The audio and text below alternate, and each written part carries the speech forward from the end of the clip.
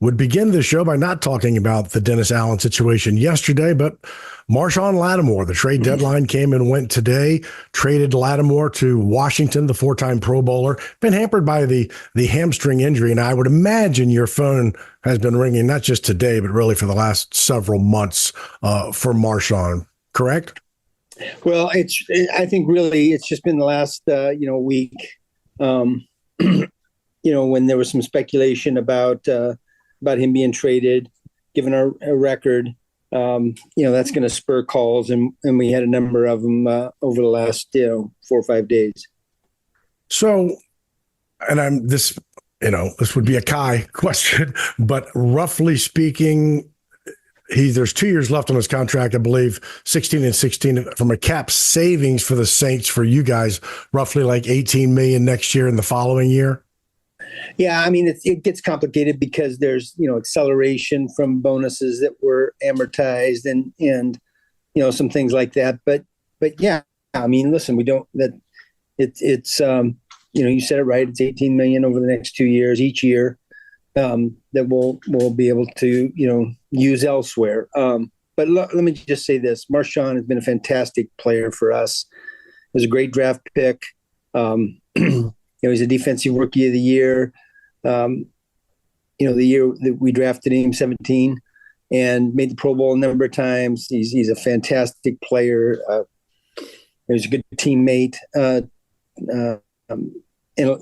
got nothing but good things to say about Marshon. Unfortunately, the last couple of years, he's had some soft tissue injuries to deal with and a couple other injuries to deal with, but he still is, I believe, one of the better corners in our league, and Washington's getting a good player for their playoff push here and their run. So I wish him, nothing but the best. I really do. It ultimately came down to a deal that I thought was, good for us, good value for us. And that's why we did it. And as what always seems to be the case, you'll see him. He comes to town on December 15th when the Commanders come to town. Talk about what the Saints get in return. If I'm correct, you get Washington's 3rd, Washington's 4th, and you get back Washington's 6th that you traded away for John Ridgway. So as it stands right now, you have a 1, 2, 2 3s, 2 4s, and 2 6s. You gave away a 5th round in the Lattimore deal as well. Is that correct? Yep, that's it. 3rd round pick, swap of 4th and 5th is the way to look at it. We get our 6th back. So we're adding picks in the draft, and we're moving up in the draft is kind of the way I look at it. And that gives us a good amount of picks in this next year's draft. So it's a brutal business. We've talked about it before. Well, it just is what it is. If you don't think it is, go look at any NFL assistant coach's resume, and you'll see probably 15 to 20 stops. And that's a family man trying to do things. And yesterday, after the loss on Sunday to Carolina, releasing Coach Allen, I know it was a tough day in the building. It is what it is, right? It's the inability to stop the bleeding, to turn things around. Yeah. Look, Dennis Allen, I think, is a fantastic football coach. And I think anybody in our league who would talk about him thinks he's a fantastic football coach. He is. I think in this case, look, the circumstances, created the record. That's just the truth. And a lot of people don't want to hear it. I mean, we get silly things written like, the players aren't parking in the right spots. I mean, that's ridiculous. Players have been parking out there for the last 15 years, because look, we've got construction going on. We've got, 100 more employees than we had 10 years ago. That's just silly. And to equate that with discipline is silly too. I mean, we're the 8th going into this last game. We were the 8th fewest penalties in the league. That's more of a comment on discipline than where a player parks, for crying out loud. But it just gets right back to, what stares at you right in the face is that we've had an abnormal amount of injuries, including to our quarterback, and we haven't been able to overcome that. And so that puts pressure and stress on the organization, and ultimately it was cause for, a change. yesterday was a lot about really kind of Darren Rizzy, but we weren't able to talk to you. Did you address the team at all yesterday, or was it just Darren?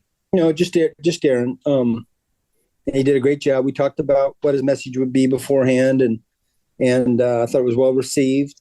And look, anytime that you have a change in the middle of the season, you're going to have some emotion involved with that, and hopefully that emotion creates a little positive bump. And I felt like that happened yesterday. Is that I thought Rizzy did a great job talking with the team, talking with the media, describing some things that we wanted to do differently, just to hopefully jumpstart the back half of the season. Because of his background, he was an associate head coach at Miami and the assistant head coach here. He deals with all of the players. I hate to say logical choice, but was he kind of the guy that because of his relationship with the entire team? Yeah. Well, you mentioned it. He is assistant head coach. That's part of his role. So he's been involved in a number of those decisions that the head coach makes. I think he's a pretty obvious choice, given his experience, his role as a special teams coach, which you just described. You do deal with almost every player on the team when you're in that role. So it's a voice that our players have heard before. He's used to being up in front of a large group of players and presenting and look, he's got a great personality and a great positive attitude at all times. And look, he was a candidate. When we hired Dennis Allen, he was one of the candidates and had really strong performance in his interviews. So I think it was an obvious choice. It's funny you said the players are used to the voice of Darren Rizzy. He screamed so much during the season. I was like, gosh, his poor voice. I wanted to talk to him. I saw him at a Pelicans game in the complete offseason. So I pulled him over to talk to him. That's the way he talks.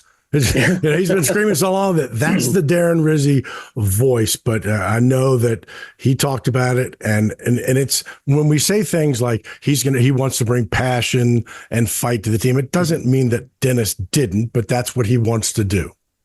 Yeah, and look, I think you cited it. Rizzy's always got this effervescent personality. He's got kind of this fighter mentality. And you feel that even when you're just talking in a regular conversation with him,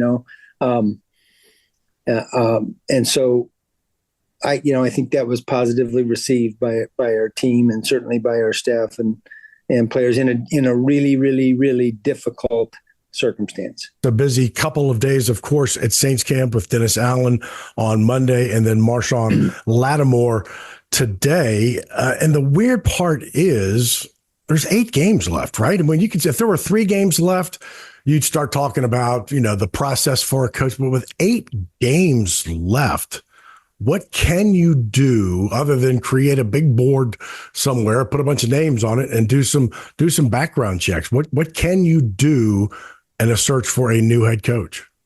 Yeah, look, that's not something that we're going to be real active with right now. There's plenty of time for that when the season ends. Our focus has got to be on our team, our players, our coaches, our staff. And look, it's you learn more about who you have and who the people are that you're working with in adversity than you do when things are going well. As much as Katrina and that whole experience was difficult back in 2005, we learned a lot about the people that were with the Saints at that time, and it drove a lot of decisions after that. And so look, this is adversity, this is tough. It's no fun losing games. It's I can't describe to you as bad as our fans feel and the things that they feel. Believe me, we're all feeling 10 times worse. But you can't just wallow in that. You have to get up off the mat and show some fight, and that's true for every single person in this building. And so we're gonna see what we got over the next 8 weeks. And no better team. Not that you needed to get anything better, but you get the Atlanta Falcons coming in. They're leading the division by some games now because of Tampa's loss and the 2-7 starts by yourself in Carolina. So you got this, and then you're home, right?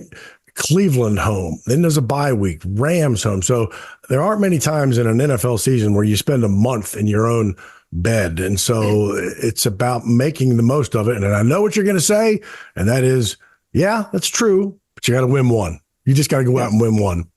Yeah, well, I think, starts with, hey, how do we prepare on Wednesday, tomorrow? How do we approach, Thursday, Friday, Saturday, and then the game Sunday? And look, we just need to play some good football. And actually there was some good football played during this stretch, but just not enough. And here's one thing I don't question too. I don't question the effort of our coaching staff or our players. I think the effort and the fight has been there, but it hasn't been good enough yet, and it needs to improve for us to be able to get a win. And maybe there is or isn't an answer to this, and I understand, but that just shows the razor thin measurement of success and failure. 23-22, 1 point. And I'm going to, Saints win that game. There's possibility. Dennis Allen's still the coach. Maybe he's not, maybe he is, but there's a possibility that he is. And so that's how razor thin it is, right? Yeah. And look, that's true every season for every team. If you wanted to look back at our season so far, despite all of the adversity, all of the injuries, the people that we missed. I just don't recall too many seasons where you didn't have your number one and number two receiver. You didn't have your number one and number two corner. You didn't have, your three interior linemen, your quarterback for it just gets compounded,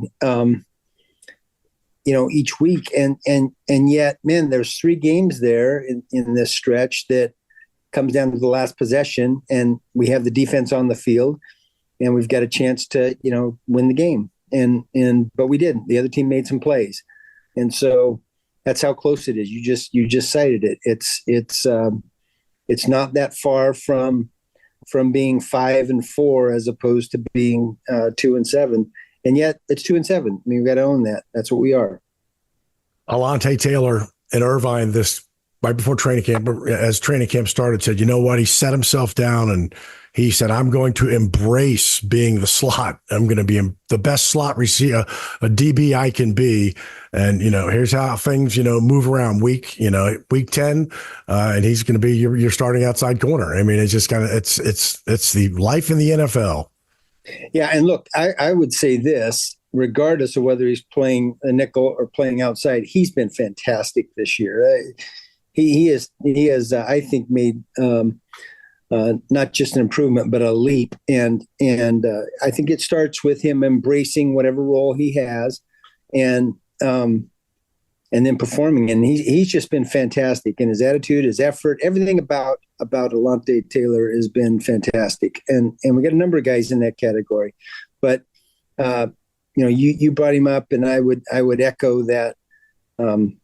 He's really been fantastic, and we see it every week. He's been consistent. That's another part of the equation here. Well, I think one of the things that Coach Rizzy talked about, and at least I know yesterday he's the interim coach. To me, I don't know. He's just the head coach. He's just Coach Rizzy now. I don't know. We'll have to figure that one out. But he talked about it's about change, right? Change doesn't mean it's bad. Change doesn't mean it's good. It's about change. And if you don't make changes but expect different results, and I think maybe it's not lost. But you can have a new head coach in Darren Rizzy. He's still going to handle a lot of the special teams. But you got a new guy calling plays for your defense, Joe Woods. Now, he did it in the preseason. He's a veteran, but it's change. Yeah, it is, and that'll be different. But man, we have a lot of capable coaches on the defensive side of the ball, and hopefully, we'll play well. Just a couple more questions. We'll let you go. We appreciate it. I know it's a lot going on over there. When I was looking through, and I may have even talked to Coach Rizzy about this, he's at Miami. I think he starts in 2009, and he goes through like 3 or 4 literal coaching changes, firings in the middle of the season, new coach, firing, middle of the season, new coach. He went through like 4 organizations. And you know how it is. Coaches come in, I mean, they clean house, right? I mean, that's typically what they do. And for him to kind of, I hate to use the word survive, but to last all the way they did it up until the end of Gase's term, and then he came to New Orleans. That speaks a lot, does it not? Well, yeah, absolutely it does. And the special teams coordinators in our league, they're kind of a unique lot. Man, if you've got a good one, you want to hang on to them, regardless of whether, you're new to a staff or you're established. And Rizzy's been long recognized as one of the better special teams coordinators in our league, and we're lucky to have him. Why is it rarely, because Darren can reel off 4 or 5 of them, that become head coaches? There are a lot of interims, but why is it that doesn't always translate to being the head coach in a lot of situations? Not all. Well, I don't think that it doesn't translate. I think it's just that they haven't had a lot of opportunities, because the trends in the past have been, on the one hand, we went through a period of time years ago where, man, you had to have a defensive guy be the head coach. That was important. And then it became, and particularly in the last, 10 years, it's got to be an offensive guy because, offense has become, in the passing games, become more important in our game and taking a more prominent role. So it's cyclical, but it seems to shift back and forth between offense and defense, and doesn't really seem to include the special teams coordinators, and it probably should. And finally, our next guest coming up, going to be Mark Ingram, who currently is the leading rusher all time for the New Orleans Saints. He has a 11-yard lead that, quite frankly, had the Saints made a first down on Sunday. He probably might have lost it on Sunday, but all the records are made to be broken. He was your 2011 first-round pick, played a long time, different teams, and then came back to finish his career here.